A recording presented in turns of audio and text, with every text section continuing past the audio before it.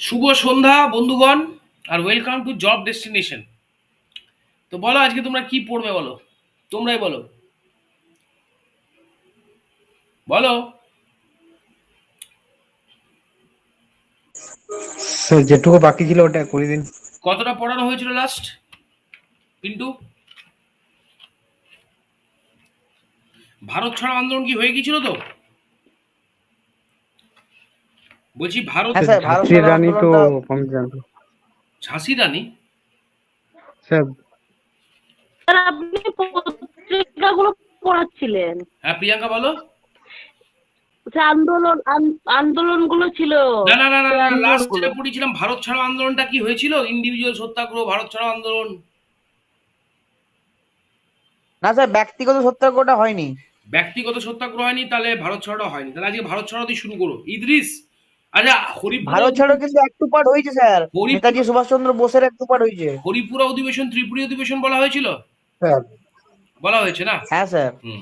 Idris. Sir আমার যেটা লেখা আছে 1945 সালে যে আগস্টে চলে যাচ্ছে হ্যাঁ স্যার সমর্থন করে বলুন। হ্যাঁ পিন্টু বলো, পিন্টু বলো। জাপানের সমর্থন, স্যার ততটুকু লেখা আছে। কি কি কি কি?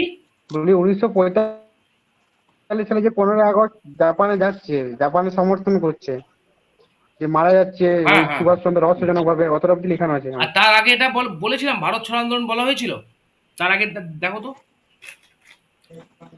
স্যার আমি আইন অমান্য আন্দোলনের রেকর্ডটা পেয়েছিলাম আর তুমি আইন অমান্য লাস্ট চুপ করো ওইটাই। তো, আইন অমান্য আন্দোলন কথা বলছি, ভারত ছাড়ো আন্দোলনে 15 বছর আগে আইন অমান্য আন্দোলন কি বসে আছে। পিন্টু বলো। দাঁড়ান খাতার খাতার আনছি, এক মিনিট দাঁড়ান, দেখে দিচ্ছি। হ্যাঁ স্যার, হয়েছিল হয়েছিল হয়েছিল তাহলে স্যার, হয়েছিল। কথা হচ্ছে ভারতের উনিশশো আন্দোলন শুরু পঁয়তাল্লিশে, আর করেছিলেন তুমি গান্ধীজি কথা আন্দোলনে। বলছো, ইদ্রিস বলছো 1930, 15 বছর পিছনে পিছিয়ে চলে গেছে। তার মানে স্যার আমার, যেটা রেকর্ড পেয়েছি আমি লাস্ট তার মানে সেটাই বলেছি। আজাদিন ফৌজ পর্যন্ত আলোচনা আমাদের হয়ে গেছে, তাই তো? তাহলে এর পরের বাকি পোর্শনটুকু তাহলে 1945 থেকে আচ্ছা, হ্যাঁ 47, 2 বছর আগে খোঁজ বন্ধ হয়েছিল। হ্যাঁ রে ভাই, ঠিক আছে, বুঝে গেছি। সুমন, 1945 থেকে 47, 2 বছর ইতিহাস আমরা পড়ব। দেখো, বিষয়টা হচ্ছে যে 1945 সালের আরেকটা গুরুত্বপূর্ণ ঘটনা হচ্ছে ওয়াভেল প্ল্যান।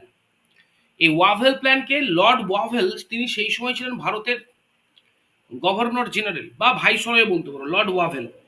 তো লর্ড ওয়াভেল তিনি 1945 সালে 14 জুন তারিখে তিনি যে পরিকল্পনাটা দিয়েছিলেন, সেই পরিকল্পনার নাম হচ্ছে ওয়াভেল পরিকল্পনা বা ওয়াভেল প্ল্যান। এবং এই লর্ড ওয়াভেল তিনি বলতে পারো 1945-এর 14 জুন তিনি লর্ড ওয়াভেল তার পরিকল্পনাটা দিলেন। লর্ড ওয়াভেলের পরিকল্পনাতে পরিষ্কার বলা হলো, কি বলা হলো, বলা হলো যে লর্ড ওয়াভেল বললেন যে ভারতের যে এক্সিকিউটিভ কাউন্সিল, অর্থাৎ কেন্দ্রীয় যে কার্যনির্বাহী পরিষদ, ঠিক আছে, সেই কেন্দ্রীয় কার্যনির্বাহী পরিষদকে নতুন করে সাজানো হবে। লর্ড ওয়াভেল বললেন তার পরিকল্পনাতে commander in chief, governor general, ঠিক আছে, এবং কাউন্সিলের অন্যান্য যারা সদস্য, মানে সরি, গভর্নর জেনারেল আর কমান্ডার চিফ ইংল্যান্ডে থাকবে, বাকি এক্সিকিউটিভ কাউন্সিলের যারা সদস্য তারা প্রত্যেকেই ভারতীয় হবেন। এবং লর্ড ওয়াভেল পরিষ্কার জানালেন যে পাকিস্তান, সেই সময় তো ধরো জিন্নার নেতৃত্বে মুসলিম লীগ রীতিমতো বলতে পারো পাকিস্তান প্রস্তাব বা পাকিস্তান আন্দোলনকে নিয়ে, পাকিস্তান আন্দোলনকে সামনে রেখে আন্দোলন করছে, এবং তারা বলছে লড়কে লেঙ্গে পাকিস্তান, ছিনকে লেঙ্গে পাকিস্তান, এই ধরনের স্লোগান দিচ্ছে। লর্ড ওয়াভেল কিন্তু তার পরিকল্পনায় কোথাও কোনো জায়গাতে কিন্তু পাকিস্তান প্রস্তাবের কথা তুললেন না। এরপর ওয়াভেল সাহেব তার এই যে 1945-এর 14 জুন তার যে ওয়াভেল পরিকল্পনা, তাহলে এই ওয়াভেল পরিকল্পনাটা আসে, যে ওয়াভেল পরিকল্পনা কত সালে ঘোষিত হয়, ওয়াভেল পরিকল্পনা কে ঘোষণা করেছিলেন, আর ওয়াভেল পরিকল্পনাকে নিয়ে এই যে ওয়াভেল তার তার যে পরিকল্পনাটা দিলেন, সেই পরিকল্পনাটাকে নিয়ে আলোচনা করবার জন্য 1945-এর 25 জুন লর্ড ওয়াভেলের যে ভাইসরয়, লর্ড ওয়াভেলের যে অধীনে তোমার হচ্ছে সিমলাতে, কলকাতা আমাদের ইংরেজদের আমলে, ব্রিটিশ আমলে সিমলা ছিল ইংরেজদের গ্রীষ্মকালীন রাজধানী। যখন গরম পড়তো তখন তারা সিমলাতে গিয়ে কাটাতো আর কি। তো সিমলা হলো গ্রীষ্মকালীন রাজধানী। তো সেখানে গিয়ে তোমার ওয়াভেল সিমলাতে ভারতের সমস্ত রাজনৈতিক দলগুলোকে ডাকলেন, যে আমি যে পরিকল্পনা দিয়েছি, পরিকল্পনাটা নিয়ে আপনারা কি ভাবছেন। তো এটা বলে সিমলা কনফারেন্স। সিমলা কনফারেন্স কবে হয়েছিল? 1945-এর 25 জুন, এটা মনে রাখবে। কিন্তু দুর্ভাগ্যের ব্যাপার হচ্ছে কংগ্রেস, মুসলিম লীগ সহ ভারতের সেই সময়কার যে গুরুত্বপূর্ণ রাজনৈতিক দলগুলো ছিল, তারা প্রত্যেকে কিন্তু সিমলা কনফারেন্সে যোগদান করে, কিন্তু সিমলা কনফারেন্সে কোনো সিদ্ধান্তে এসে পৌঁছানো সম্ভবপর হয়নি। যদি বলো কেন হয়নি, তার একমাত্র কারণ যেটা ছিল সেটা হচ্ছে মুসলিম লীগ পরিষ্কার দাবি জানালো যে আমরা একটা প্রস্তাবে সন্তুষ্ট, আর সেই প্রস্তাবটা হচ্ছে আমরা যেন তেন প্রকারেণ পাকিস্তান কিন্তু পাকিস্তান ছাড়া কোনো মতে আমরা কিন্তু কোনো সিদ্ধান্তে আসবো না, অর্থাৎ আমাদের পাকিস্তান লাগবে। তো স্বাভাবিকভাবে কংগ্রেস কিন্তু এটার বিরোধিতা করলো। ফলত 1945-এর 25শে জুন এই যে সিমলা কনফারেন্সটা হলো ওয়াভেল পরিকল্পনার উপর ভিত্তি করে, সেই সিমলা কনফারেন্স পুরোপুরি ব্যর্থ হয়ে গেল। এরপর বলতে পারো ভারতবর্ষে 1945-এ আরেকটা গুরুত্বপূর্ণ ঘটনা যেটা হলো সেটা হচ্ছে 1945-এ ওই যে আজাদ হিন্দ ফৌজের যে গল্পটা তোমাদের বলেছিলাম, তো আজাদ হিন্দ ফৌজের সৈন্য যারা ছিল তাদেরকে গ্রেপ্তার করা হলো। গ্রেপ্তার করার পর আজাদ হিন্দ ফৌজের সৈন্যদের বিচার প্রক্রিয়াটা শুরু হলো। তো এখানে একটা প্রশ্ন আসে, আজাদ হিন্দ ফৌজের সেনাদের বিচার প্রক্রিয়া শুরু হয়েছিল কোথায়? মনে রাখবে, আজাদ হিন্দ ফৌজের সেনাদের বিচার প্রক্রিয়া শুরু হয়েছিল দিল্লির লাল কেল্লাতে। আমি আবারও বলছি, আজাদ হিন্দ ফৌজের সেনাদের যে বিচার প্রক্রিয়া, মাই ডিয়ার স্টুডেন্টস, সেই বিচার প্রক্রিয়াটা কিন্তু শুরু হয়েছিল, আবারও বলছি যে বিচার প্রক্রিয়া শুরু হয়েছিল কিন্তু তোমার বিচার প্রক্রিয়াটা শুরু হয়েছিল যেখানে সেটা হচ্ছে তোমার যে দিল্লি লাল কেল্লাতে। এবার তোমার আজাদ হিন্দ ফৌজের এই যে বিষয়টা ঘটলো, ঠিক আছে, আজাদ হিন্দ ফৌজের এই সেনাদের যখন বিচারটা শুরু হলো, তখন আজাদ হিন্দ ফৌজকে নিয়ে সারা ভারতবর্ষের মানুষের মধ্যে তুমুল আবেগ দেখা গেল, এবং সারা ভারতবর্ষের মানুষ কার্যত রাস্তায় বেরিয়ে আসলো যে আমরা কোনো মতে কিন্তু এই আজাদ হিন্দ ফৌজের বিচার প্রক্রিয়াকে মানছি না। তখন জাতীয় কংগ্রেস কি করলো জানো তো? জাতীয় কংগ্রেস সাধারণ মানুষের এই আবেগটাকে পুঁজি করে তারা আজাদ হিন্দ ফৌজের সপক্ষে, মানে আজাদ হিন্দ ফৌজের যারা কর্মী, যাদেরকে তোমার ওই লালকেল্লায় বিচার শুরু হয়েছিল, তাদের সপক্ষে আইনি সহায়তা দেওয়ার জন্য একটা দল গঠন করল। আর সেই দলে উকিলের কালো পোশাকটা পরলেন ভুলাভাই দেশাই, জওহরলাল নেহেরু এবং কৈলাসনাথ কাটজু এবং তেজ বাহাদুর সাপ্রু এবং আসফ আলী। এই জওহরলাল নেহেরু, ভুলাভাই দেশাই, তেজ বাহাদুর সাপ্রু, আসফ আলী, কেন কাটজু, কৈলাসনাথ কাটজু এনার নাম। এনারা প্রত্যেকে কিন্তু কংগ্রেসের তরফ থেকে একজন লিগাল অ্যাডভাইসার হিসেবে আজাদ হিন্দ ফৌজের সেনাদের ওই দিল্লির লাল কেল্লা যে বিচার হচ্ছিল সেই বিচারে তারা কিন্তু ডিফেন্ড করার জন্য সামনে এগিয়ে এলেন।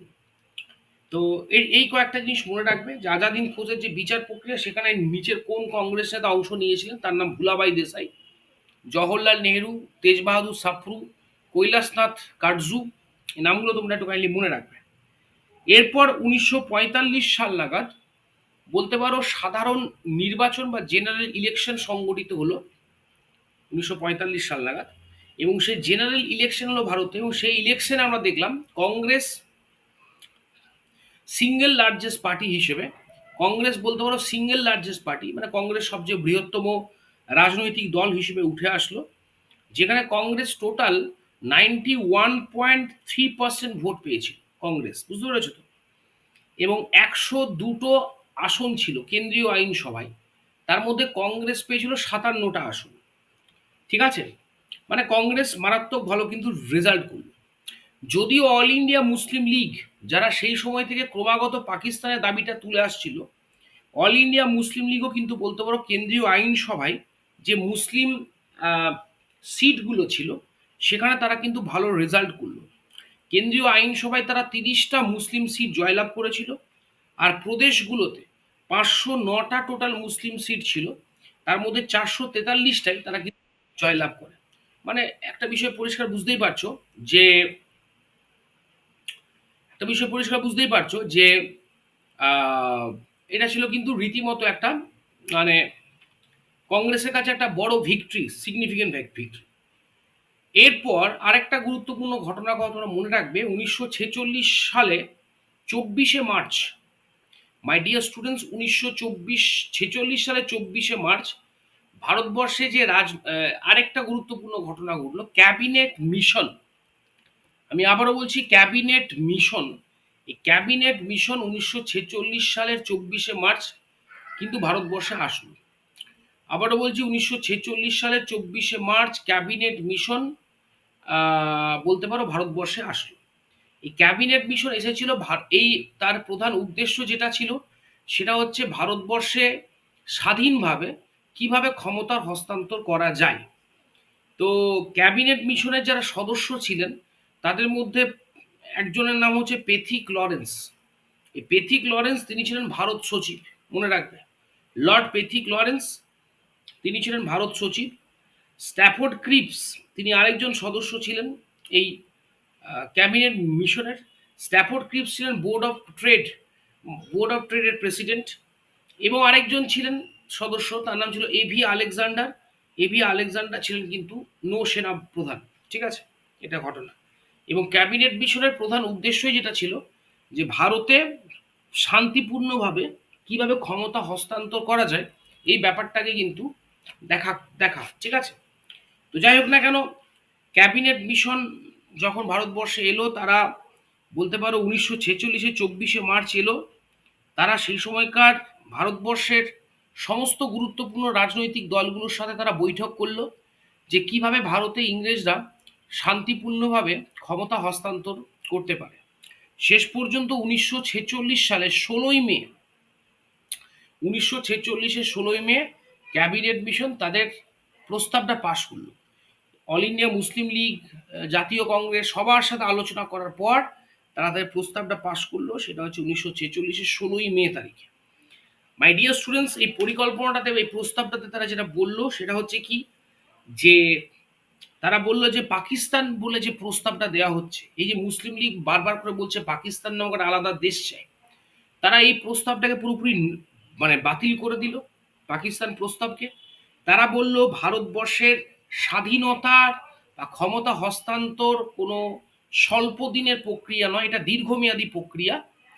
এবং তারা আরেকটা পরিকল্পনার কথা বলল যে সেটা হচ্ছে ভারতবর্ষে এই মুহূর্তে একটা ইন্টারিম গভর্নমেন্ট বা অন্তর্বর্তী সরকারের কিন্তু খুব প্রয়োজন রয়েছে।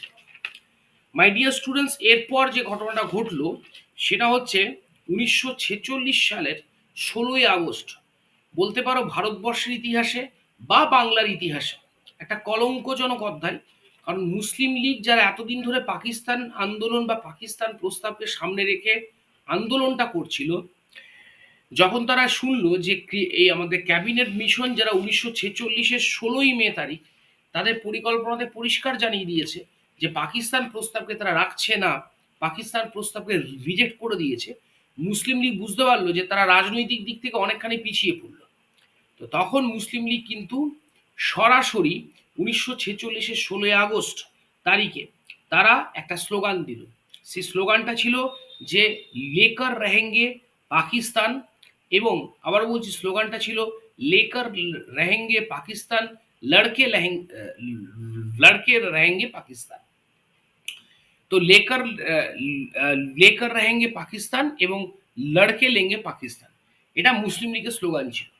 এবং বলতে পারো 1946-এর 16ই আগস্ট এই দিনটাকে মুসলিম লীগ কিন্তু ডিরেক্ট অ্যাকশন ডে হিসেবে ঘোষণা করলো।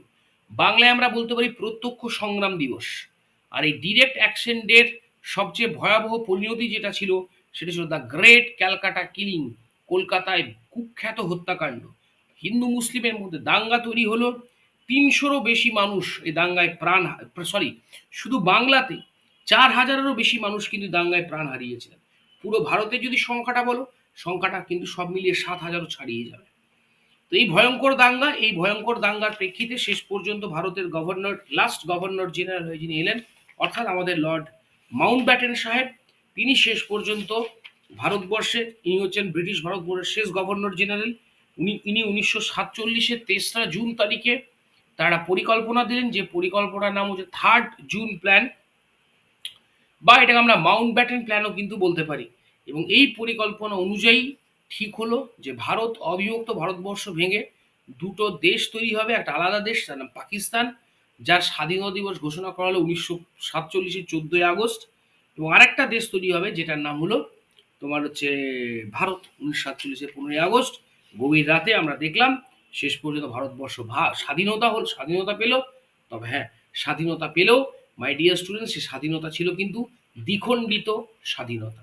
তো এই হচ্ছে মোটামুটি আমাদের মডার্ন ইন্ডিয়ার পুরো কনসেপ্ট।